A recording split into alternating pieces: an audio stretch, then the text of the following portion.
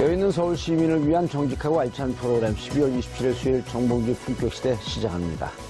첫 번째 주제는 삼성 이건희 회장의 비자금이 또 발견됐다. 이런 소식입니다. 이 문제와 관련해 함께 하실 두 분 소개하겠습니다. 최근 삼성 저격수, 삼성 전문가로 급부상하고 있는 박영진 더불어민주당 의원 자리하셨습니다. 예, 안녕하세요. 반갑습니다. 잘하고 계세요. 누구 한 분이라도 의원들이 딱 한 주제만 물고 늘어지면 그 해결이 되거든요. 국회의원의 역할이 그런 힘은 있구나라고 하는 건 새삼 알고 있습니다. 예, 알겠습니다. 자, 고재열 기자님. 인사하세요. 네, 멀뚱멀뚱 쳐다보세요. 삼성을 살리는 시사인, 삼성을 좋아하는 시사인의 고재열 기자입니다. 삼성 광고 받아요, 거기? 아니, 우리가 그거는 분명히 해야 돼요. 그러니까 그 재벌 총수들의 그렇죠. 일탈행위 건과 예. 훌륭한 기업의 경우는 다르게 나눠서 봐야 되고요. 기업 총수들 때문에 기업이 더 못 크는 경우가 저는 뭐 대부분이라고 봅니다. 지금 삼성을 무너뜨리려고 그런 게 아니고 삼성을 살려야죠. 잘못된 경영 관행으로부터 그렇습니다. 거리를 두게 해서 예. 제대로 된 삼성, 세계적인 기업 삼성을 만들겠다는 거 아니에요? 그렇습니다. 지금 삼성이 갖고 있는 여러 부담 중에서도요, 이른바 오너 리스크가 가장 격렬하고 힘든데요. 뭐 흔히들 이재용이 구속되니까 삼성 주가가 더 뛰더라 이렇게들 얘기하시고 호황이라더라 하는데 뭐 그것까지 연결되는 건 아닙니다만 어쨌든 삼성이 2014년부터 지금까지요, 그 반도체 화랑 때문에 네. 상당한 많은 수익을 얻었는데 미래 전략 혹은 미래 그 먹거리를 위한 전략적 투자를 과연 얼마나 했는지를 보면 형편없습니다. 그 사이에 뭐를 했느냐면 매해마다 3조에서 7조까지 2014년부터 작년까지요. 그러니까 올해 초반까지 계속해서 그 자사주를 매입을 합니다. 그러니까 그 이전에 3년 동안은 한 번도 안 하다가 그 뒤에 3년을 무려 23조를 동원을 해가지고요. 자사주를 매입을 합니다. 그렇게 해서 그 돈 가지고서 나중에 그 지주회사로 전환하면서 삼성 이재용 부회장의 경영권을 더 강화하기 위해서 쓰려고 했었던 건데, 인적 분할을 통해서 그거 자체를 어쨌든 구속되면서 포기하기는 됐거든요. 결국은 20몇 조가 넘는 어마어마한 돈이 그냥 사실은 주주들의 가치를 제고하는 것 말고는 아무런 삼성의 미래 전략을 위해서 쓰여지지 못한 그런 것만 보더라도요. 제가 볼 때는 그 오너 리스크야말로 우리의 재벌 대기업들이 털어내야 될 가장 중요한 위험 부담이라고 저는 생각합니다. 그 돈만 일자리 만들거나 혹은 R&D에 투자만 했어도 그렇습니다. 삼성의 미래도 밝아지고 사회에 그 기여하는 바도 커지고. 그렇습니다. 반도체 호황이라고 하는 건 일종의 벽돌 공장하고 똑같거든요.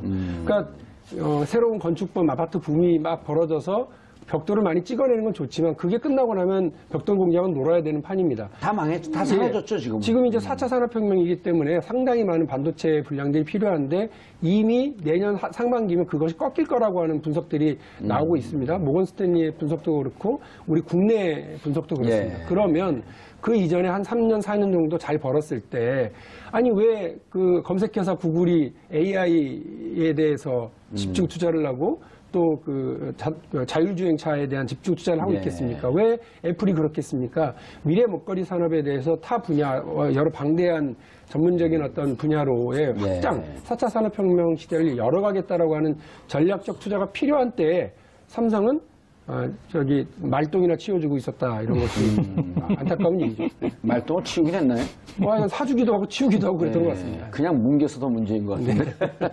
자, 고 기자님, 지금 이제 오너 리스크라고 하는 표현을 했는데, 우리가 이제 본 주제 본격적으로 들어가기 전에 이런 시각 교정 무척 중요한 것 같아요. 우리가 삼성을 아까 먼저 농담 비슷하게 얘기했지만 삼성을 죽이려고 그런 게 아니다. 그렇죠. 삼성을 살리는 길이죠. 3년 뒤, 5년 뒤, 10년 뒤, 20년 뒤 여전히 세계 최강의 기업 삼성을 만들고 또 삼성으로부터 반면교사로 삼으려고 하는 다른 재벌 기업들에게도 일정하게 교훈을 주려고 하는 것이다. 네. 이게 그 왕조 시대가 아닌데 국민들 중에서는 그렇게 생각하시는 분들이 있어요.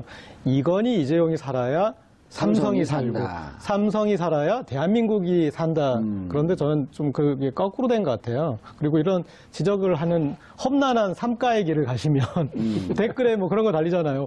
너는 집에서 삼성 거 안 쓰니? 근데 그게 아니라 그런 오너 리스크를 극복하고 그다음에 삼성은 이 경영권 방어, 그다음에 상속에만 집중하게 되면 아까 말씀하셨듯이 미래 전략이나 이런 걸 세울 수가 없어요. 예. 모든 관심과 그다음에 모든 재화를 거기에 집중하기 때문에 그래서 저희 같은 사람들이 지적을 해주는 게 삼성을 살리고 그게 또 대한민국 살리는 길이라고 일종의 삼성이 가야 할 길의 방향타 역할을 좀 네. 하는 것이다. 예. 알겠습니다. 자, 그런데 이제 국회에서 삼성 전문가로 활동을 하시면서 최근에 삼성 이건희 회장의 비자금을 찾았다? 어떻게 된 일이죠? 뭐 다들 알고 계실 겁니다만 이제 다시 우리가 리마인드 해보면 2007년에 김용철 변호사가 예. 삼성 그룹 이제 구조부문에서 재무팀장과 법률팀장을 했었습니다. 그분이 양심 선언을 하죠. 그래서 약 10조 원대 비자금이다라고 아하. 표현을 합니다. 그래서 그거를 그것의 조성에 본인도 기여를 했고 그리고 정황과 그 물증들을 이제 제시를 합니다. 그렇게 해서 2007년 말에 국회에서 법이 통과되고요. 예. 그때 아마 이제 정봉주 의원님도 활약이 대단히 했었을 텐데 그때 그 법이 통과되고 나서 2008년도부터 이른바 조준웅 삼성특검이 활동을 하고 예. 4월 17일 이 4월 17일이 중요합니다. 일단 예. 제 생일이기도 하고 그리고 이제 이 4월 17일이 곧 다가온다는 게 중요한 거예요. 예. 이 4월 17일 날 발표를 합니다. 그래서 그 10조가 아니고 4조 5천억 원인데 이것은 차명 계좌로 486명의 타인의 명의로 1199개의 계좌에 4조 5천억 원이 숨겨져 있었다라고 하는 걸 발표를 합니다. 그리고 3일 뒤에 삼성 측에서 이건희 회장이 직접 나서기도 했고요. 예. 세 가지를 약속을 합니다. 그 타인 명의의 1199개 계좌에 대해서는 다 이건희 명의로 실명 전환한다. 그리고 예. 두 번째, 미뤄진 세금을 납부토록 하겠다. 세 번째, 이동과 관련해서 세금을 내고 나머지는 다 사회공헌에 쓰겠다라고 예. 했는데 결국 아무것도 약속을 지키지 않았다고 하는 것이 이 세 가지 하나도 이루어지지 않아요? 예, 지난 국정감사 때 제가 다시 확인을 했고 금융실명법을 완전히 무시하고 위반한 상황이다라고 하는 것도 확인을 했습니다. 예. 그러면서 또 추가로 비자금이 나왔다? 이것도 찾아낸 거 아닌가요? 지금 그 많은 분들이 헷갈려 하시는 게 뭐냐면 2008년도 있었던 그 삼성 특검이 찾아낸 4조 5천억 원과 예. 지금 경찰이 덮쳐서 확인하고 있는 이 돈과는 좀 결이 다릅니다. 이것이 어허. 같다고 삼성과 국세청은 자꾸 주장을 하는데 이게 같아야 자기들이 편하기 때문인 것 같아요. 네. 둘이 다른 돈이고요. 예. 요거는 그러니까 경찰이 지금 덮쳐서 수사하고 있는 거는 올해 5월 달에 그 한남동에 있는 이건희 그 일가의 자택을 그 무자료로 그 탈세 혐의로 그걸 작업을 했던 그 인테리어 업체를 덮쳤어요. 5월 달에. 그때 이상한 게 나와요. 그래서 그걸 조사해 보니까 조양호도 나오고 이건희도 나오는데 그 한지는 아주 그냥 단순하게 한 겁니다. 외국에서 사모님이 사오신 값비싼 인테리어 자재들을 집에다가 이렇게 바르셨는데 그 돈을 짓고 있는 회사에 호텔 건축 비용으로 그냥 그쪽으로 덤탱이를 씌운 거예요. 그러니까 넘겨버리고. 이거는 누가 봐도 빼도 박도 못할 배임 횡령이죠. 그렇죠. 그래서 회사 돈을 빼돌려서 예. 개인 인테리어 그렇습니다. 사업을 했으니까. 그러니까 이건에도 심각한 문제로 끝났고 더 심각한 문제는 이 이건희 건인데 약 9년간에 걸쳐서 200건이 넘는 거래를 통해서 예. 150억 정도의 건축비가 들어간 겁니다. 근데 이 돈이 어디서 나왔느냐? 이것도 비자금 아니냐? 니네들 배임 횡령한 거 아니냐라고 추궁을 했더니 차명 계좌인데요. 이렇게 얘기를 한 겁니다. 삼성 측에서요. 예, 그래서 2008년도에 확인됐던 그 차명 계좌다라고 이제 넘어가려고 그랬던 거죠. 그런데 알고 보니까 그렇지가 않은 겁니다. 경찰은 제가 볼 때 정석 수사를 했어요. 예. 5월 달에 인테리어 업체를, 7월 달에는 그 한남동에 파견 나가 있는 삼성물산의 한남동 분실을 덮쳤고요. 압수수색을 했고 9월 달에는 삼성물산의 본사를 압수수색을 합니다. 아하. 그리고 지난번에 사상 초유라고 하기는 좀 그렇고요. 국세청을 덮쳐서 그 관련 계좌를 다 확인을 해간 걸로. 경찰이요? 예. 수사권 분리해야겠네요. 뭐 다들 지금 그 얘기가 많습니다. 근데 여기서 조금 상상력을 발휘하면 예. 이런 얘기가 될 수도 있을 것 같습니다.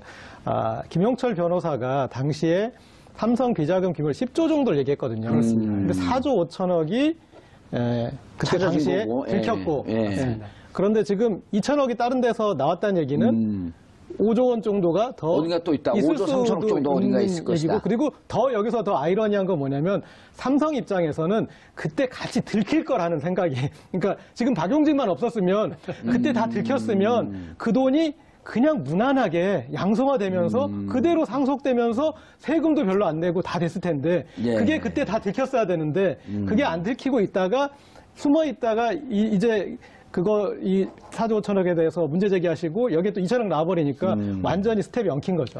우리가 요즘 다스 얘기를 많이들 하는데요. 네. 이 다스도 그 당시 특검이 있었지 않습니까? 그런데 이건희 관련 특검도 지금 있었습니다. 근데 다스 수사도 엉터리였다고 지금 확인되고 있는 그렇죠. 것처럼 정호영 특검. 예. 이건희 특검도, 그러니까 삼성 특검, 조준웅 특검도 조준웅 특검. 엉터리로 끝났다고 하는 정황이 여러 가지가 지금 저희 당에서 조사하는 과정에서 드러나고 있습니다. 그때 특검이 끝나고 몇 개월 있다가 아들이? 조준 특검의 아들이 삼성에 입사했다. 예, 뭐 그냥 그 이전에 그러면 특채로 들어갔는데 과장으로 들어갔는데 예. 그 이전에 경력이 뭘 뭐냐? 했었냐? 그러니까 저는 취업 준비했는데요. 이게 답니다. 취업 준비하던 사람이 취직을 과장으로 특채돼서 과장으로. 들어가는 황당한 경우가 벌어졌고요. 사회 기여를 했네요. 그래서 삼성 같은 경우는 그렇게 그 수사 결과 덕분에 그 비자금인 것이 그냥 상속 재산으로 끝난 것 같고요. 그리고 이건희로서는 자기 이름으로 갖지 못했던 삼성생명의 주식, 삼성생명이 삼성그룹 전체의 어떤 꼭지점 노릇을 하고 있는데 예. 지주회사 노릇을 하고 지주회사 있는데 역할을 하고 있죠. 이 삼성생명의 지분을 자기 이름으로 다 전환하게 돼서 그 다음에 공시된 거를 보면 이건희가 느닷없이 4%밖에 없었던 이건희가 21%의 지분을 확보하게 됩니다. 그래서 그래서 걸림으로 인해서 더 좋게 된 그 거예요. 우리 좀 고지열 기자가 정확하게 지적해 주신 거예요. 예. 걸려서 대박난 사람 이건희. 자, 요 2천억 얘기를 좀 해보시죠. 2천억 그 계좌가 어떻게 찾아진 건지. 아까 그 말씀하신 대로 이제 그 돈이 나왔고 그 다음에 이제 이게 삼성의 해명을 들어보면 되게 재밌는 부분이 있어요. 그러니까 이 2천억 또 뭐냐? 그랬더니 삼성이 이거 회사 돈, 그러니까 배임 횡령이 아니라 상속재산이다. 상속재산이라고 했잖아요. 예. 상속재산. 그래서 중요한 워딩이 상속재산이에요. 근데 누구 계좌였어요? 임직원 계좌예요. 그러니까 그 말인즉슨 예, 그 이병철 삼성 측 해명은 이 2천억 숨겨져 있는 돈이 배임 횡령한 것이 아니고 네. 상속 재산이다. 그런데 이 차명 타인의 명의를 쓴 건 다 임직원들 명의로 그렇죠. 되어 있고. 그러니까 상속을 임직원한테 한 건지 그러니까 이병철 그 선대회장 사람들 다 자식들인지 그러니까 말이 앞뒤가 안 맞잖아요. 예. 그러니까 그게 해명할 수 있는 돈은 그 돈은 저 돈이다 정도밖에 해명 못 하는데 그거 가지고 이 여러 가지 다 해명하려 하다 보니까 상황이 예. 엉킨 거죠. 예. 요 상황이 이번에 국정감사 그 와중에서 드러난 건가요? 국정감사에서는 아까 말씀드렸던 2008년도 1199개의 계좌에 대해서 그걸 확인을 한 거죠. 예, 이거를 제대로 이루어지지 않았다. 실명 전환을 했다더니 했냐? 안 했습니다. 세금은 냈냐? 안 냈습니다. 그러면 사유공헌을 했냐? 안 했다. 근데 이상하다. 왜 니네 금융실명법을 처벌하지 않냐? 그 금융실명법은 이게 지금 정확하게 그 금융위원장이 한 말입니다. 예. 금융실명법은 가명이 아닌 한, 다시 말해서 마루치 아라치, 로버트 태권브이, 뽀로로 이런 이름이 아닌 다음에 마징가 제트 같은 이름이 아니면 고재열, 정봉주 이름으로 내 박용진의 돈을 숨겨놔도 아무 문제가 없다라고 실명법 위반이 아니다. 너무나 당당하게 저한테 얘기를 하더라고요. 국회에서요? 국회에서요. 그래서 장난하시냐? 그래서 이게 10월 16일 날 국정감사 첫날 벌어진 상황입니다. 그래서 그럼 실명제 위반은 뭐라고 생각하세요, 그분은? 그분은 그러니까 그냥 이게 마루치 뭐 아라치의 로버트 경우에만 처벌하겠다는 로버트 겁니다. 태권브이로 해난다. 근데 왜 김영삼 전 받아주잖아요, 대통령이 일단. 무덤에서 벌떡 일어날 그런데 일이죠. 이 문제의 가장 큰 이제 문제는 뒤집혔습니다. 그러니까 저희가 어쨌든 제가 국정감사 종합감사 때 그로부터 딱 2주 뒤에 다시 얘기를 확인을 해서 바꿨죠. 24년 만에 그 금융실명법을 제대로 잡아서 이제 차명의 계좌라 하더라도 그것이 생존하는 사람의 이름이라 하더라도 검찰의 수사와 예. 금융감독원의 검사 그리고 국세청의 조사에 의해서 이것이 차명으로 확인되면 금융실명법 5조를 위반한 것으로 해서 고율의 차등과세 대상이다라고 이제 확인이 된 겁니다. 그래서 그 부분과 관련해서 이번에 다시 그러면 그 세금을 걷고 있느냐 했더니 12월 12일부로 그 관련된 세금들을 걷고 있고요. 예. 이것은 이건희뿐만이 아니라 지난 5년 동안 9조 3천억 원 규모의 그 차명 계좌가 존재하는 것을 국세청을 통해서 확인을 했습니다. 예. 그것에 대해서도 걷고 있냐? 그것에 대해서 걷고 있다. 그래서 국세청은 지금 자기가 할 일을 꾸역꾸역 하는데 문제가 있어 두 가지가 나왔죠. 하나는 국세청이 이건희 것을 계산하는 데 있어서 지금으로부터 부가제척 기간 10년을 규정하겠다. 그러면 지금부터 10년이면 2007년 이제 10월부터로 하겠다는 거예요. 그러면 사실은 2008년 4월 17일 그 조준웅 특검이 발표한 날짜 이후에 예. 삼성은 그동안 다 그냥 찾아가 버렸거든요. 그러니까 깡통 계좌이니까 1년치도 부과를 못하는 거기 때문에요. 이거는 깡통 계좌에 깡통 과세하겠다는 것밖에 안 된다. 하는 척하지 마라. 정확하게 얘기하면 법에는 어떻게 나와 있느냐면 그렇게 그 법 위반이 확인된 것은 금융실명법에 따라서 계좌 개설일로부터 확인된 날짜까지입니다. 그러니까 그때까지를 실명 전환하는 날까지를 부과해야 되니까 그전 10년을 부과하면 어마어마한 돈을 거둘 수 있는데 그렇죠. 예. 2007년 10월부터 시점으로 해가지고 계산을 한다고 그러면 차져진 그 시점을 얘기한 거예요? 금융감독원에서는? 금융감독원에서는 지금부터 10년 전으로 계산하는 거예요. 지금부터 10년 예, 전으로. 국세청에서는요. 그래서 이거는 하나만 한 짓이니까 그렇게 하지 마라. 그래서 지금 저희가 금융위원회하고도 싸우고 국세청하고도 싸우고 아주 사방이 난적입니다. 금융위원회 아직도 야당이세요, 그럼? 저요? 예. 저는 정무위는 지금 야당이에요. 정무위는 더불어민주당이 개혁해라, 혁신해라 얘기하고요. 이번에 금융행정혁신위원회에서 권고한 혁신안에 보면 이건희에 대해서 과징금 부과해라라고 딱 나와 있거든요. 네. 안 하겠다고 얘기합니다. 그래서 지난 어허. 금요일 날 전체 회의를 열어서 우리는 왜 그렇게 하냐? 왜 혁신위가 안을 내놓은지 하루 만에 그걸 거부하느냐? 무슨 짓이냐? 이렇게 저희 당은 얘기를 하고요. 오히려 정치 혁신의 대상인 자유한국당에서는 소신 있으신 분이십니다. 그런 거부를 하셔야죠. 이러면서 칭찬 막 받았던 그런 금융위원장이 지금 앉아 있습니다. 저희가 야당입니다. 저도 보면서 금융위원장이 야당 몫이었나 착각이 들 정도로 이제 그런 사례인데 그리고 이거는 조금만 더 들어가면 범죄 영역까지도 있고 그러니까 김영철 변호사나 그런 분도 아니 자기도 몰랐는데 자기 이름으로 개설된 맞습니다. 그 돈에 50억 이상이 50억 이상이. 있더라. 그러면 그거는 차명도 아니거든요. 차명은 그래도 도명. 얘기하고 네. 동의를 얻은 거잖아요. 이건 도명이잖아요. 그러니까 이거는 범죄 영역인데, 그러니까 적극적으로 수사를 들어가야 되고, 그 다음에 국민 입장에서는 엄청나게 국민이 배임당하는 거지 않습니까? 이번에 2천억 같은 경우도 보니까 그 처음에 차명에 들어갔던 돈은 거기에 그 4조 돈에서 5천억? 아니, 예. 그러니까 2천억 그 돈이 2천억이 되기는 과정이 이 원금에서 이자가 한 2배 정도 불어가지고 2천억이 된 거예요. 근데 이자에 대해서는 99%가 되지 않습니까? 그렇습니다. 네, 차명 계좌는. 그러면은 국민 입장에서는 원금은 그럼 한 6, 700억 정도밖에 그렇죠. 안 되는데 나머지 1,300억 정도가 이자인데. 네. 99%가 되는 가치가 올라갔다는 거죠. 네. 오호. 예, 그런데 그것에 대해서 지금 이렇게 이런 식으로 해서 과세를 못하면 국민 예. 입장에서는 엄청나게 배임 당하고 있는 거죠.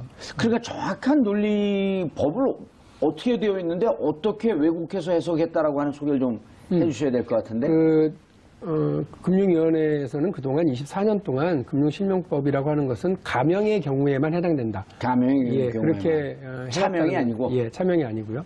그러나 그리고 자기들에게 유리한 판례를 계속해서 제시를 합니다. 그러나 그것을 뒤집는 판례가 있습니다. 더 많고요. 그리고 더 확실합니다.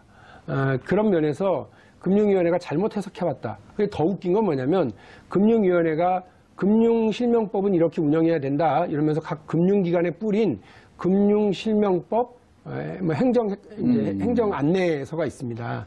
그거를 보면 저희가 얘기하는 게 맞아요. 그렇죠. 그러니까 우리 금융위원회가 얼마나 똑똑한 사람들이 많습니까? 그렇죠. 바보같이 할 리가 없어요. 근데 왜 그렇게 삼성 앞에서만 굳이 이상한 해석을 하고 작아지셨냐? 금융위원회가 금융실명제 운영에 관한 그 지침을 잘했어요. 각 기관에다 보내면 네. 이건 차명, 다른 사람의 이름을 빌려갖고 계좌를 개설하면 네. 차명으로 인해서 금융실명법 위반이다. 위반이다. 정확하게 그런데 되어 자기들은 막상 삼성을 대해서는 이건 다른 사람 이름 빌린 게 이건 그 금융실명제법 위반 아닙니다. 네, 네. 이렇게 해석하고 있다는 거죠. 예. 그리고 한 번은 어떤 경우가 있었느냐면 이 일이 벌어진 건 2008년도 아닙니까? 예. 그런데 그 2009년도에 대법원 판례가 있다. 이러면서 그 판례를 적용하면 그렇게 된다. 그러더라고요. 2008년도에 그 다음에 벌어질 대법원 판례를 어떻게 알고 그걸 적용했냐. 금융위원회가 무당이십니까? 그랬죠. 그랬더니 그런 말씀을 어떻게 이렇게 하십니까? 그래서 화를 버럭 내기만 하지. 어떻게 이렇게 알아서 이걸 적용했는지는 얘기가 없어요. 2008년도 벌어진 일을 어떻게 2009년도에 판례를 적용을 하고 그 이전의 판례를 적용을 해야 되는 거예요. 그렇습니다. 정확한 그 판례들을 2007년 판례를 예. 적용하는 것이 맞았던 거죠. 자, 우리 시청자분들이 조금 혼동이 올 수가 있는데 10년 기준은 뭡니까? 부가제척 기간 말씀하시는 거죠. 예. 그래서 세금의 경우에는 통상 부가제척기관. 예. 예. 세금의 경우는 통상 5년의 기간이 지나게 되면. 도과하면 이제 그거에 대해서 세금을 부여하지 못하게 되어 있는데 예. 사기 및 부정행위의 경우에는 그건 10년으로 둡니다. 예. 당연히 여러 사람의 명의를 도용해가지고 돈을 넣었다 뺐다 이렇게 돌려놨었으니까 사기 및 부정행위로 규정을 할 수 있고요. 10년으로 국세청과 기재부가 해석을 해서 이거를 이제 부과는 합니다.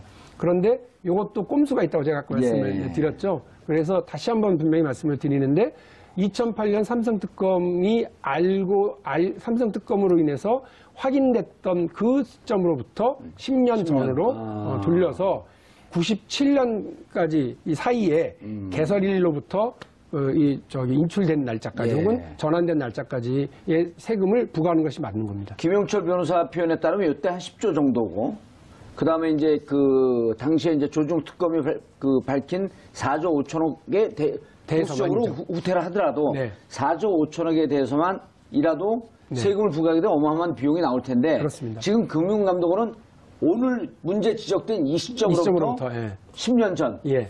그러면 그때 당시 발견돼갖고 2008년도에 지적이 되고 찾아진 다음에 1년 사이에 1년도 채 안 걸렸잖아요? 인출 해지를 해나간 걸 보면 2008년도 시점에요. 예. 삼성특검이 착수한 날로부터 2008년 말까지 93% 이상이 다 인출해 갔습니다. 아하. 그러니까 다 나가버린 겁니다. 근데 그럼 이제 차명 돈이 없는 거네요. 그렇죠. 이제. 그러니까 그 돈의 이자에 대해서 다 가져가 버리는 거기 때문에 차등과세라고 하는 건 100% 가져가거든요, 거의. 예. 그러니까 돈이 원금이 없으니 이자가 발생하지 않고 이자가 발생하지 않았으니 걷어갈 돈이 없는데 그걸 알면서도 저렇게 하는 거 아니냐라고 지금 저는 지금 속으로 웃으면서 말씀드립니다만 속이 부글부글 끓습니다. 금감원장은 왜 그렇게 얘기를 한대요? 왜 어떻게 그렇게 해석을 했대요? 이거는 국세청에서 해석해서 이거는 징수하는 거고요. 금융위원장의 경우는 더 문제가 이번에 금융행정혁신위원회에서 과징금을 걷어라고 했습니다. 예. 93년 8월 12일 이 김영삼 대통령이 긴급명령을 통해서 금융실명제를 실시하잖아요. 예. 그 이전에 개설된 차명 계좌, 비실명 계좌에 대해서는 과징금을 부여하는데 원금의 50%를 가져갑니다. 그러니까 100억이 있었으면 50억을 뺏어가는 거예요. 예. 그런데 그 이전에 20개가 있었습니다. 예. 20개의 계좌가 있었는데 이 20개의 계좌에 알토란 같은 2천억 원씩이 들어가 있지 않았느냐라고 하는 그 예상들이 많고요. 왜냐하면 88년에 현명관 부회장, 삼성 부회장의 명의로 개설된 돈에 2천억 원이 있었는데 그거는 이건희 돈이다라고 본인이 출마하려고 98년도인가 99년도인가에 기자회견을 통해서 제주지사 나갈 때쯤에 이걸 밝힌 적이 있습니다. 예. 그 돈 2천억 원 내 돈이 아니다. 근데 그게 88년도에 개설된 것으로 알려져 있습니다. 그러니까 그 언저리에 만들어진 93년 이전에 만들어진 그 20개 계좌에 그렇게 알토란처럼 많은 돈이 숨겨져 있었으면 거기에 큰 돈이 있고요. 솔직히 50억, 30억 정도 김용철 변호사가 뭐 자기 이름으로 자기도 모르게 있었다는 그 50억은 푼돈이라고 표현합니다. 푼돈. 그러니까 그 푼돈, 몇 천 개 정도의 푼돈 말고 이 20개 계좌에 대한 과징금이 되게 중요하거든요. 예. 법에도 나와 있습니다. 금융실명법 부칙 제6조에 보면 이게 하게 되어 있습니다. 그런데 이것을 무시하고 금융행정혁신위원회 권고도 무시하고 법도 무시하고 대법원의 판례도 무시한 채 이건 못 걷겠다. 이렇게 지금 하고 있는 상황입니다. 그리고 여기서 이제 비자금 관련해서 재밌는 게 김용철 변호사 전에 그런 얘기를 하더라고요. 그러니까 제가 이렇게 이 대선 자금이나 그런 거를 취재할 때 이제 좀 뭐 삼성 쪽 관련된 사람이나 이런 것에 대해서 좀 물어봤더니 아주 재밌는 얘기를 해준 게 대선 자금에 삼성에서는 사람을 봐라. 그러니까 돈의 흐름보다 사람을 봐라. 무슨 얘기냐 이렇게 현명관 이분도 뒤에 대선 캠프도 있고 그랬잖아요. 예. 그러니까 그 사람이 가는 건 계좌가 가는 거다. 그렇군요. 네. 그래서 그 사람이 몇 명이 알토란이 같이 따라가는 거죠. 그래서 그냥 그 사람이 거기서 캠프에서 그건 생각 못했네. 네. 그 사람이 가는 것은 그 비자금을 갖고 있는 것을 집행할 수 있는 권한까지 같이 움직이고 있는 거다. 네, 그래서 그런 표현도 그러니까 내부 이너서클에 있기 때문에 이제 그런 얘기를 했는데 저는 너무 충격적이었어요. 그러니까 계속 제가 읽고 또 읽었어요. 왜냐하면 우리 상식으로 우리가 금융실명제에 대해서 알고 있는 바 그리고 제가 돈 좀 벌었다고 해서 정몽 좀 그 계좌 하나만 만들어주세요. 뭐 박 의원님 만들어주세요. 이렇게 하는 게 금융위원회가 그게 왜 문제냐라고 지금 얘기를 한 거잖아요. 그렇죠. 말도 안 되는 소리죠. 그래서 그걸 정말 이번에 최종구 위원장, 금융위원장 얘기는 정말 이해가 안 가는데요. 더 이해 안 가는 경우는 이제 그런 겁니다. 이번에 왜 그 기자들이 물어봤을 거 아니에요. 왜 과징금을 거부합니까? 이건희 것만 거둘 수는 없는 거 아니냐. 그러면 93년 이전에 그 차명계좌는 다 걷어야 되는데 엄마가 아들을 위해서 푼돈 좀 모아놓은 거 엄마 이름으로 아들 돈을 또 하나 향후에 친목회, 예, 동창회 예. 여기에도 다 가명으로 만들지 않습니까? 차명으로 만들고 그걸 다 과징금을 매깁니까? 그래서 기자들은 왜 금융위출이 기자들은 그렇게 다 그냥 받아쓰기만 했는지 잘 모르겠는데 황당하잖아요. 지난 10월 30일 날 국정감사에서 저하고 그렇게 대담해서 확인된 건 뭐냐면 검찰, 금감원, 국세청의 조사와 수사와 그 감사에 의해서 확인된 차명 계좌만 한정가지고 제가 얘기한 거 아닙니까? 그렇게 해서 지금 걷고 있는 거란 말이에요. 예. 지금 차등 과세는. 그런데 이거는 안 된다? 아니 누가 엄마가 아들 위해서 그 돈 숨겨놓은 과징금 거드래요. 누가 동창회가 뭐 범죄 조직을 위해서 하는 게 아니잖아요. 이 세 개 기관이 그 조사와 수사를 한다고 하는 얘기는 뭐냐면 범죄 사실과 연관되어서 세금을 탈루할 목적으로 이렇게 위법한 행위 때문에 하는 거거든요. 예. 엄마가 그런 거 아니잖아요. 우리 동창회랑 향후회가 그런 거 아니라고요. 그런 거를 핑계대서 선의의 피해자가 생긴다라고 하는 말도 안 되는 이유로 이걸 안 한다라고 하는 얘기는 누가 봐도 삼성 앞에서 작아지는 거죠. 누가 봐도 삼성 봐주기죠. 그리고 되게 큰 문제라고 저는 봅니다. 한 발 더 나고 법을 바꿔서 이것을 과징할 수 있게 해달라? 금융위원장이요? 더 웃긴 얘기죠. 왜냐하면 이건 행정처분이에요. 행정처분대로 하면 되는 겁니다. 과징금 같은 경우 그야말로 행정처분이잖아요. 과태료, 딱지 떼고 이렇게 하는 건데 경찰관한테 예를 들어서 아니 저 과속 단속해라, 그리고 저기 주차 단속해라 그랬더니 법을 바꿔주세요. 이러고 앉아 있는 경우는 과속 단속하는 기계 바꿔주세요. 그러니까 행정처분에 대한 이의 제기는 그 삼성이 고민한 일이고 그렇습니다. 삼성이 거기에 대해서 이의 제기를 해서 소송을 해서 받아들여지면 또 되찾아가면 되는 거잖아요. 그러니까 금융위, 국세청, 검찰은 그냥 임무를 하면 되는 거고요. 그 금융행정혁신위원회가 권고한 건 있습니다. 예. 입법적 고려를 해야 된다라고 되어 있는데 거기서 방점 찍은 건 뭐냐면 왜 굳이 93년 이전의 계좌만 차명 계좌만 과징금이냐. 그 이후에는 차등과세만 하냐. 다 과징금과 차등과세 다 같이 해라. 더 강화하라라는 얘기입니다. 이건 법을 통해서 그렇게 해주라라고 하는 얘기니까 제가 그렇게 할게요. 그건 입법 조치를 할게요. 그 법은 만드실 때 제 생각에 지금 우리 계산에 의하면은 지금 5조 3천억의 비자금이 더 있을 수 있는데 더 있는 거죠. 그게 양지에 나올 수 있게 조금 좀 이끌어 주시는 것도 근데 저는 그건 어렵지 않다고 봐요. 네. 이거는 제가 볼 땐 그 비자금이거든요. 우리가 흔히 말하는 비자금이 아니라 배임 횡령에 의한 비자금이니까. 그렇죠. 이건 형사 처벌 대상이거든요. 2008년 조준호 삼성 특검이 엉터리였다라고 저는 단정합니다. 그래서 이 부분에 대해서 검찰이 재수사해야 된다고 봐요. 이번에 지금 확인되고 있는 그 한남동 자택과 관련된 이처럼, 새로운 비자금. 이거 꼬리 물고 들어가잖아요. 나머지를 찾을 수 있겠네요. 다 찾을 수 있습니다. 그리고 2008년도에도 자료가 다 지금 검찰청에 있기 때문에 그것만 다 확인해보고 리뷰해봐도 이건 한 달이면 비자금이다, 배임 횡령이다라고 할 수 있고요. 그러면 세금 문제가 아니라 형사처벌로 가야 되는 것이고 그렇죠. 또 하나는 추징까지도 다 들어가는 거니까. 삼성 기업의 기업 활동으로 인한 자산을 삥땅 친 거니까 기업으로 다시 돌려줘야 되는 겁니다. 아까 우리가 서두에 재벌 총수가 그리고 기업의 올바른 성장을 가로막고 있기 때문에 갈라봐야 되고 우리는 삼성을 더 위하는 거다라고 말씀드렸잖아요. 그 돈 4조가 될지 10조가 될지 모릅니다만 삼성으로 다시 돌려줘야죠. 최종구 위원장, 그다음 국세청 왜 그렇게 삼성 편을 들고 있어요? 그건 전 모릅니다. 알 수가 없죠. 아니 그럼 제가 왜 이 말씀을 여쭙냐면 지금 현재 금융행정혁신위원회에서도 권고를 했고요. 그리고 현 정부의 정책 방침이 재벌 기업들에게 잘못된 탈선 행위가 국정농단까지 왔다고 보는 거 아닙니까? 그렇습니다. 그렇다고 한다면 이 재벌들의 잘못된 행태를 바로 잡으라고 했는데 이 최종구 위원장이 이 정부 아래에서의 금융위원장 아니에요? 그렇습니다. 국세청장도 그렇고. 네. 그럼 국회에서 야단쳐도 이렇게 눈 알 깜짝 안 하면 누가 나서야 되는 겁니까? 오죽하면 기재부 마피아 그래서 모피아라고 부르겠습니다. 저는 검찰은 차라리 무슨 인맥 있어가지고요. 정권 바뀌면 그 라인이 바뀌기도 하고 이렇습니다만 국세청과 기재부가 그리고 우리 금융위원회가 이 관료들이 정권 바뀌어서 바뀌나요? 자기들이 대한민국을 움직인다고 아마 생각하고 있는 것 같더라고요. 그러나 자신들의 선배가 자신의 조직이 잘못 유권 해석하고 잘못 집행했었던 것이 있으면 그걸 바로잡는 게 애국이고 그걸 바로잡는 게 국민의 이익이지 자기들의 그 유권 해석을 지키고 자기 선배들이 했었던 일을 지키고 마피아 같은 행태를 보이는 건 저는 국익에 반하는 행위라고 보고 이 정부의 국정 방향과도 안 맞다고 봅니다. 어떻게 해야 됩니까? 그럼 이 사람들. 네? 이 사람들 어떻게 해야 돼요? 인사권은 대통령께 있습니다. 제가 뭐라고 하겠습니다.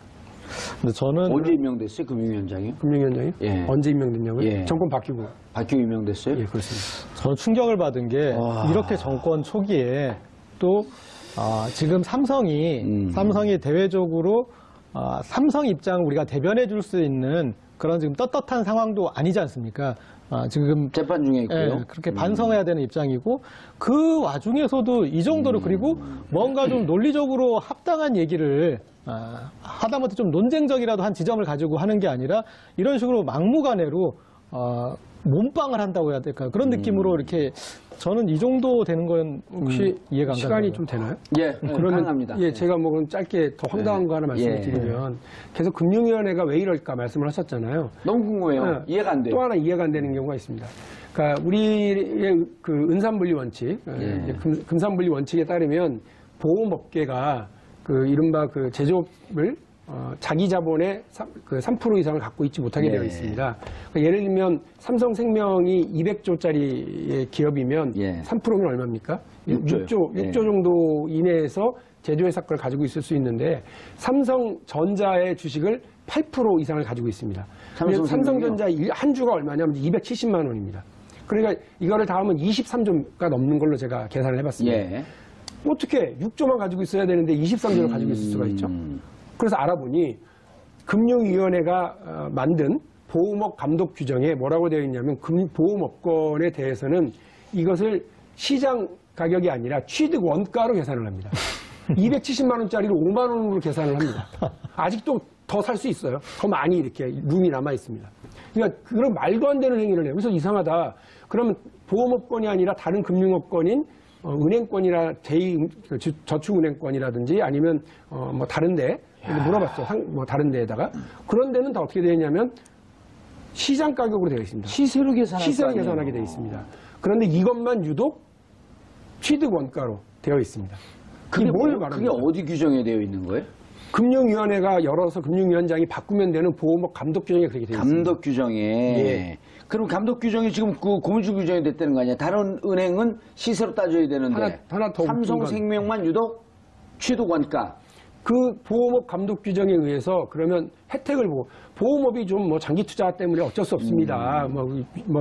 너무 예측 불가능성이 많으면 안 됩니다. 이렇게 얘기하길래 그러면 그 많은 보험사 중에 그 규정에 의해서 혜택 보는 데가 어디입니까? 두 군데입니다.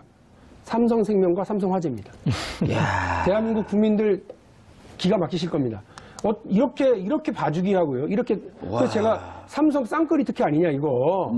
이럴 수가 있냐 그랬더니 의원님 저한테 그러지 마시고요. 법으로 만드세요. 이렇게 얘기합니다. 왜냐하면 잘 알고 있죠. 법으로 이런 혁신적인 안이 가려고 그러면 어떻게 해야 돼요? 안 됩니다. 국회에 누가 있어요? 자유한국당이 있어요. 혁신하라고 권고안 했더니 바로 하루 만에 거부한 사람을 아주 신 있는 분이라고 칭찬하는 자유한국당 의원들이 버티고 있기 때문에 법을 바꾸는 일은 더 어렵습니다. 그걸 알고 있는 거죠. 법을 바꿀 수 없기 때문에 감독 규정 갖고 마음대로 하겠다 이런 거 아니에요? 그렇습니다. 그러니까 거꾸로 얘기를 하면 법은 어려우나 행정 권한으로 충분히 할 수 있는 일을 안 하고 있는 겁니다. 법 핑계 대면서요. 지금 우리 대통령이 법 바꾸기는 어렵고 그러니까 대통령과 장관들이 할 수 있는 범위 내에서 우리 헌법과 법률이 그 위임한 권한에 맞게 개혁 조치를 해나가고 있는 거 아닙니까? 거기에 국민들이 박수를 보내고 있는 거 아닙니까? 도대체 삼성을 언제까지 봐줘야 되는 겁니까? 거기에 저는 이제 금융위원장이나 이런 분들이 저런 확신이 있는 것 같아요. 그러니까 지금 박영진 의원 같은 삼가의 길을 걷는 분은 있지만 무슨 길이요? 삼가. 삼가가 뭐예요? 깐다고? 삼성가는 아니 삼성 이거니까는 거죠. 이까지. 리가로 하시죠. 리가. 삼성가는 삼성가라고 그러고 삼성을 까면 삼가라고 그러고. 자, 근데 그런 확신이 있는 것 같아요. 뭐냐면 이 정부 안에서도 결국 삼성 편의를 봐줄 삼성 얘기를 들어줄 사람들이 실권자들이 있을 것이다. 예, 있죠. 나 혼자 싸움은 아니다. 그리고 내 뒤에 자유한국당만 있는 것이 아니다. 이것도 결국은 삼성이 어떤 식으로든 뒤 일은 수습을 할 것이다. 슬픈 얘기네요. 예. 이게 무척 중요한 포인트인데요. 노무현 대통령 들어섰을 2002년도 이후에 당시 이제 그 국회 들어왔던 혹은 청와대 들어왔던 386 학생운동을 했던 사람들 중에서 셀이 삼성경제연구소 보고서를 갖고 경제학습을 한 사람들이 많거든요. 네. 그분들 얘기를 하는 거예요. 시중에 파다한 얘기. 예, 시중에 파단 게 아니라 저는 이렇게 셀이 연구소를 이렇게 끼고 다니면서 보란 듯이 이렇게 자랑스럽게 끼고 다니는 사람 지금 청와대에 있어요. 예. 그리고 그분들은 삼성을 살리는 것이 대한민국 경제를 살린다라고 생각하거든요. 그게 맞아요. 삼성을 살리기 위해서는 오너들이 잘못된 경영 관행을 바꾸자라고 하는 박용진 의원 얘기에도 귀를 기울여야 되는 거 아니에요? 그렇게 되면. 아까도 얘기하고 우리가 다시 확인합니다만 보호목 감독 규정을 바꾸면 삼성이 망하냐. 그게 아니에요. 그냥 보호목 감독 규정이 정상적으로 다른 업고라고 예. 또 동일하게 규정이 되면 그냥 이건 삼성전자 주식을 매각을 하면 되는 거 매각하면 아니에요? 됩니다. 그걸 매각해서요. 삼성생명 주주들과 삼성생명 유배당 계약자들에게 돌려줘야 됩니다. 근데 그걸 돌려주지 않고 그러네요. 삼성 계약자들과 삼성생명 주주들이 가지고 그 가치를 가지고서 삼성전자의 8.13%를 쥐고 있으면서 그걸 더해서 삼성물산 것도 더해서 그걸로 삼성그룹 전체와 삼성전자를 장악하고 있는 거잖아요. 누가? 그 재벌 총수 일가가 장악하고 있는데 왜 유배당 계약자와 삼성생명의 가치를 공유해야 될 주주들의 돈을 가지고 하느냐 말입니다. 이 저는 말이 안 되는 일이라고 봐요. 삼성 갤럭시 핸드폰은요. 시장에서 산 원자재 가격 그대로 팔아야 돼요. 매일 원가로 따지는 거니까. 네? 다른 LG나 이런 거는 수익을 붙여도 되는데 삼성 거는 매일 원가로 따지니까 매일 원가로 팔아야 되는 탁월하십니다. 거예요. 예, 탁월하십니다. 그나저나 오늘 이 얘기하느라고 이재용 부회장 그 얘기를 못하고 끝날 그분 곧 나옵니까? 예. 갑자기. 아니, 근데 이제 그거는 또 다른 변호사들이 많이 하니까 이게 더 중요해요. 거기서 제가 기사를 보다가 네. 중요한 부분이니까 지금 이건희 부회장이 영차 회담은 없었다라고 얘기하는 거잖아요. 예. 영차 만남이. 예. 근데 그 대목이 왜 중요하냐면 우병우가 민정비서관일 때 삼성 보고서를 썼던 시점이 그때예요. 그러니까 삼성 보고서 결과가 나올 무렵이었죠. 9월 12일쯤이. 예. 그러니까 그 무렵이기 때문에 그 두 개가 연결될 수 있는 지점이 있는 거잖아요. 그러니까 그래서 그 보고서를 바탕으로 해서 이제 만났다라고 볼 수 있는 지점이니까. 5월에 이건희 회장이 쓰러지고 난 다음에 5월 바로 직후에 5월 말 6월 초에 우병우 민정비서관이 지시를 하죠. 행정관들에게. 삼성 승계 과정에 대한 보고서를 작성을 해봐라. 그때부터 한 3, 4개월 동안 합니다.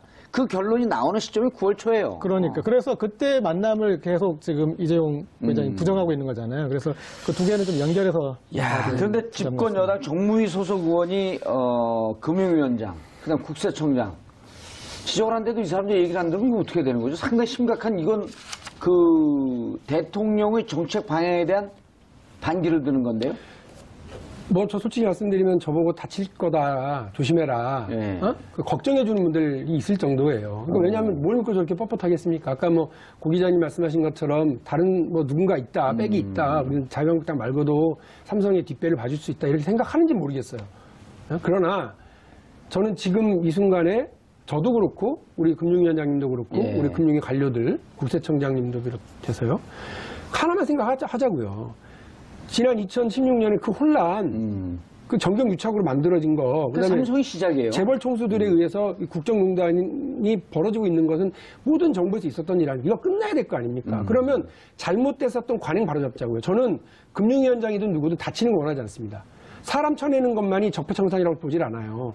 오랫동안 숨겨져 왔었던 이런 그 잘못된 관행들, 지금 제가 바로잡아 놓은 금융실명법에 대한 적용, 그리고 지금 방금 말씀드린 보호목 감독 규정으로 인해서 삼성 재벌 총수들을 위한 그런 그 못된 행위들을 방치해 놓는 거, 이런 것들을 바로잡는 것이 진정한 적폐청산이라고 저는 보거든요.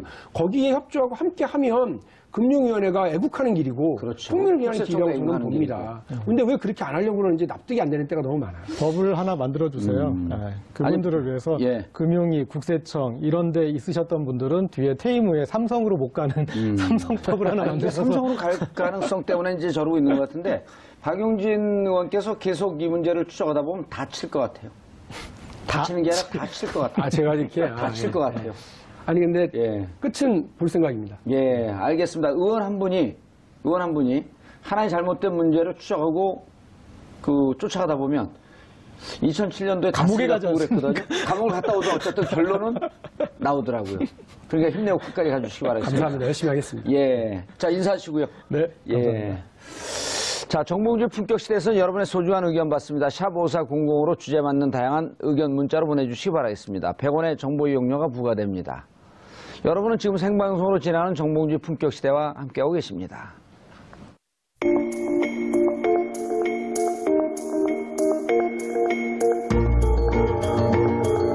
일이죠? 뭐 다들 알고 계실 겁니다만 이제 다시 우리가 리마인드 해보면 2007년에 김용철 변호사가 예. 삼성 그룹 이제 구조부문에서 재무팀장과 법률팀장을 했었습니다. 그분이 양심 선언을 하죠.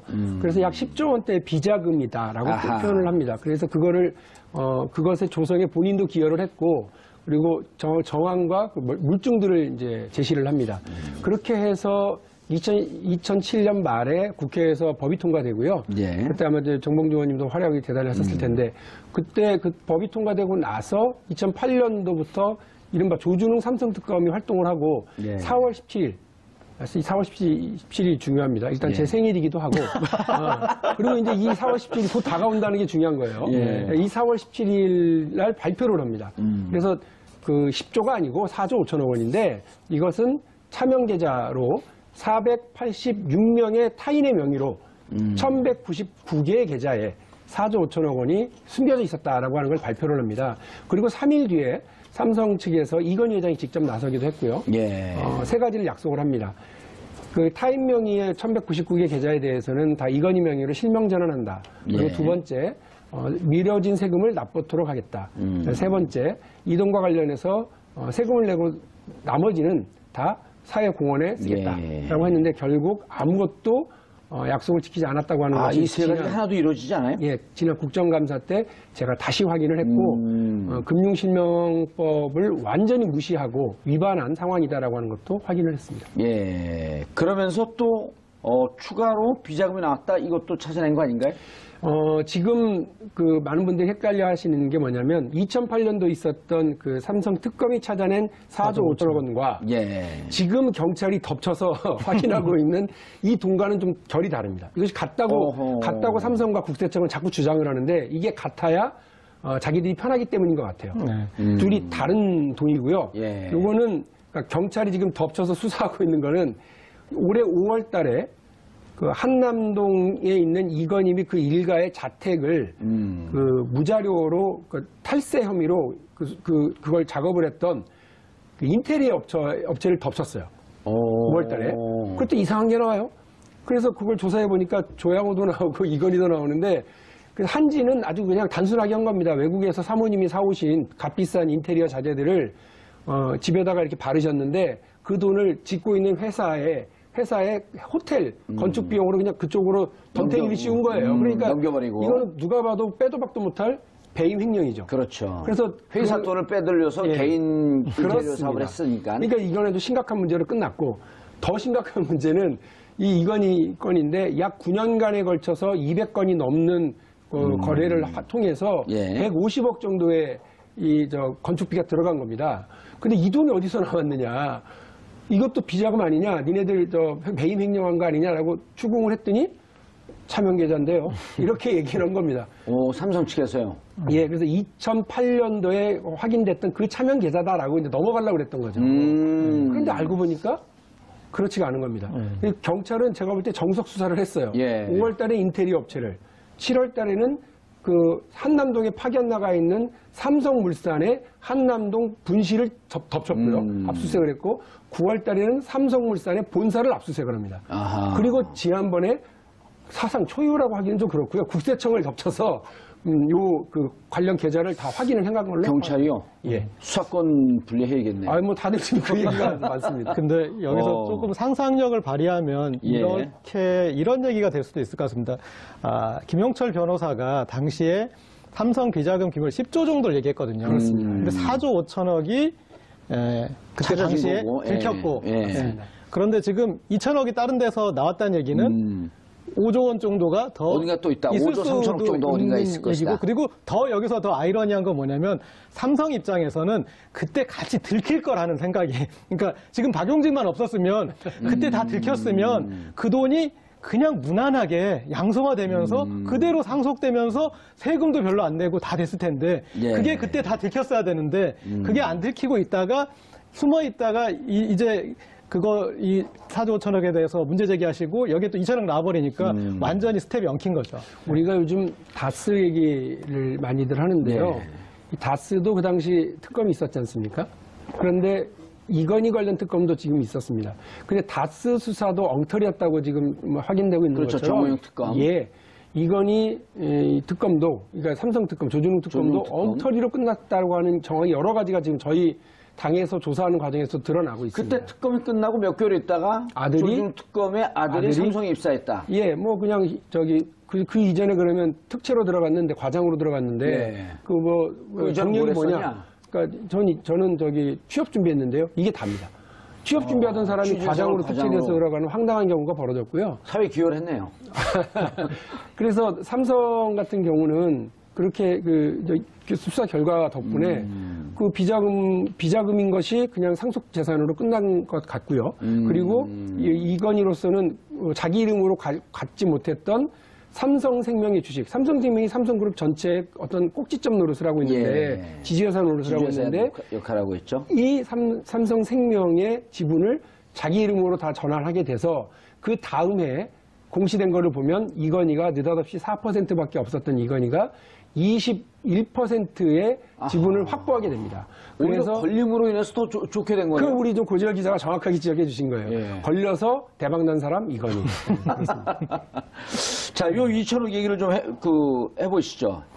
네. 2천억 그 계좌가 어떻게 찾아진 건지. 아까 그 말씀하신 대로 이제 그 돈이 나왔고, 그 다음에 이제, 이게 삼성의 해명을 들어보면 되게 재밌는 부분이 있어요. 그러니까 이 2천억 또 뭐냐? 그랬더니, 삼성이, 이거 회사 돈, 그러니까 배임 횡령이 아니라 상속재산이다. 상속재산이라고 했잖아요. 예. 상속재산. 그래서 중요한 워딩이 상속재산이에요. 근데 누구 계좌였어요? 임직원 계좌예요. 그러니까 그 말인즉슨, 예, 그 이병철. 삼성 측 해명은 이 2천억 숨겨져 있는 돈이 배임 횡령한 것이 아니고 네. 상속 재산이다. 그런데 이 차명 타인의 명의를 쓴 건 다 임직원들 명의로 그렇죠. 되어 있고. 그러니까 상속을 임직원한테 한 건지, 그러니까 이병철 그 선대회장 사람들 다 자식들인지, 그러니까 말이 앞뒤가 안 맞잖아요. 예. 그러니까 그게 해명할 수 있는 돈은 그 돈은 저 돈이다 정도밖에 해명 못 하는데 그거 가지고 이 여러 가지 다 해명하려 하다 보니까 상황이 예. 엉킨 거죠. 예. 요 상황이 이번에 국정감사 그 와중에서 드러난 건가요? 국정감사에서는 아까 말씀드렸던 2008년도 1199개의 계좌에 대해서 그걸 확인을 한 거죠. 예, 이거를 제대로 이루어지지 않았다. 실명 전환을 했다더니 했냐? 안 했습니다. 세금은 냈냐? 안 냈습니다. 그러면 사유공헌을 했냐? 안 했다. 근데 이상하다. 왜 니네 금융실명법을 처벌하지 않냐? 그 금융실명법은 이게 지금 정확하게 그 금융위원장이 한 말입니다. 예. 금융실명법은 가명이 아닌 한, 다시 말해서 마루치 아라치, 로버트 태권브이, 뽀로로 이런 이름이 아닌 다음에 마징가 제트 같은 이름이 아니면 고재열, 정봉주 이름으로 내 박용진의 돈을 숨겨놔도 아무 문제가 없다라고 실명법 위반이 아니다. 너무나 당당하게 저한테 얘기를 하더라고요. 국회에서요? 국회에서요. 그래서 장난하시냐? 껴있는 서울 시민을 위한 정직하고 알찬 프로그램 12월 27일 수요일 정봉주 품격시대 시작합니다. 첫 번째 주제는 삼성 이건희 회장의 비자금이 또 발견됐다. 이런 소식입니다. 이 문제와 관련해 함께 하실 두 분 소개하겠습니다. 최근 삼성 저격수, 삼성 전문가로 급부상하고 있는 박용진 더불어민주당 의원 자리하셨습니다. 네, 안녕하세요. 예. 반갑습니다. 잘하고 계세요. 누구 한 분이라도 의원들이 딱 한 주제만 물고 늘어지면 그 해결이 되거든요. 국회의원의 역할이 그런 힘은 있구나라고 하는 걸 새삼 알고 있습니다. 예, 알겠습니다. 자, 고재열 기자님. 인사하세요. 뭐, 네, 저희는- 멀뚱멀뚱 쳐다보세요. 삼성을 살리는 시사인, 삼성을 좋아하는 시사인의 고재열 기자입니다. 삼성 광고 받아요, 거기? 아니 우리가 그거는 분명히 해야 돼요. 그러니까 그 재벌 총수들의 그렇죠. 일탈행위 건과 예. 훌륭한 기업의 경우는 다르게 나눠서 봐야 되고요. 기업 총수들 때문에 기업이 더 못 크는 경우가 저는 뭐 대부분이라고 봅니다. 지금 삼성을 무너뜨리려고 그런 게 아니고 삼성을 살려야죠. 잘못된 경영 관행으로부터 그 그렇습니다. 거리를 두게 해서 예. 제대로 된 삼성, 세계적인 기업 삼성을 만들겠다는 거 아니에요? 그렇습니다. 지금 삼성이 갖고 있는 여러 부담 중에서도요, 이른바 오너 리스크가 가장 격렬하고 힘든데요. 뭐 흔히들 이재용이 구속되니까 삼성 주가가 더 뛰더라 이렇게들 얘기하시고 호황이라더라 하는데 뭐 그것까지 연결되는 건 아닙니다만 어쨌든 삼성이 2014년부터 지금까지요 그 반도체 화랑 때문에 네. 상당한 많은 수익을 얻었는데 미래 전략 혹은 미래 그 먹거리를 위한 전략적 투자를 과연 얼마나 했는지를 보면 형편없습니다. 그 사이에 뭐를 했느냐면 매해마다 3조에서 7조까지 2014년부터 작년까지요. 그러니까 올해 초반까지 계속해서 그 자사주를 매입을 합니다. 그러니까 그 이전에 3년 동안은 한 번도 안 하다가 그 뒤에 3년을 무려 23조를 동원을 해가지고요. 자사주를 매입을 합니다. 그렇게 해서 그 돈 가지고서 나중에 그 지주회사로 전환하면서 삼성 이재용 부회장의 경영권을 더 강화하기 강화시키려고 위해서 하는. 쓰려고 했었던 건데 인적 불화를 통해서 그거 자체를 어쨌든 구속되면서 포기하기는 됐거든요. 결국은 20몇 조가 넘는 어마어마한 돈이 그냥 사실은 주주들의 가치를 제고하는 것 말고는 아무런 삼성의 미래 전략을 위해서 쓰여지지 못한 그런 것만 보더라도요. 제가 볼 때는 그 오너 리스크야말로 우리의 재벌 대기업들이 털어내야 될 가장 중요한 위험 부담이라고 저는 생각합니다. 그 돈만 일자리 만들거나 혹은 R&D에 투자만 했어도 그렇습니다. 삼성의 미래도 밝아지고 사회에 그 기여하는 바도 커지고. 그렇습니다. 반도체 호황이라고 하는 건 일종의 벽돌 공장하고 똑같거든요. 그러니까 새로운 건축법 아파트 붐이 막 벌어져서 벽돌을 많이 찍어내는 건 좋지만 그게 끝나고 나면 벽돌 공장은 놀아야 되는 판입니다. 다 망했죠. 다 사라졌죠, 지금. 지금 이제 4차 산업혁명이기 때문에 상당히 많은 반도체 분량들이 필요한데 이미 내년 상반기면 그것이 꺾일 거라고 하는 분석들이 나오고 있습니다. 모건 스탠리의 분석도 그렇고 우리 국내 분석도 그렇습니다. 예. 그러면 그 이전에 한 3년, 4년 정도 잘 벌었을 때 아니 왜 그 검색회사 구글이 AI에 대해서 집중 투자를 하고 또 그 자율주행차에 대한 집중 투자를 하고 예. 있겠습니까? 왜 애플이 그렇겠습니까? 미래 먹거리 산업에 대해서 타 분야, 여러 방대한 전문적인 어떤 분야로의 확장, 4차 산업혁명 시대를 열어가겠다라고 하는 전략적 투자가 필요한 때에 삼성은 말똥이나 치워주고 있었다 이런 것이 안타까운 얘기죠. 말똥을 치우긴 했나요? 뭐 사주기도 하고 치우기도 하고 그랬던 것 같습니다. 그냥 뭉개서 더 문제인 것 같은데. 자, 고 기자님, 지금 이제 오너 리스크라고 하는 표현을 했는데 우리가 이제 본 주제 본격적으로 들어가기 전에 이런 시각 교정 무척 중요한 것 같아요. 우리가 삼성을 아까 먼저 농담 비슷하게 얘기했지만 삼성을 죽이려고 그런 게 아니다. 그렇죠. 삼성을 살리는 길이죠. 3년 뒤, 5년 뒤, 10년 뒤, 20년 뒤 여전히 세계 최강의 기업 삼성을 만들고 또 삼성으로부터 반면교사로 삼으려고 하는 다른 재벌 기업들에게도 일정하게 교훈을 주려고 하는 것이다. 네. 이게 그 왕조 시대가 아닌데 국민들 중에서는 그렇게 생각하시는 분들이 있어요. 이건희, 이재용이 살아야 삼성이 살고, 산다. 삼성이 살아야 대한민국이 산다. 그런데 저는 좀 그게 거꾸로 된 것 같아요. 그리고 이런 지적을 하는 험난한 삼가의 길을 가시면 댓글에 뭐 그런 거 달리잖아요.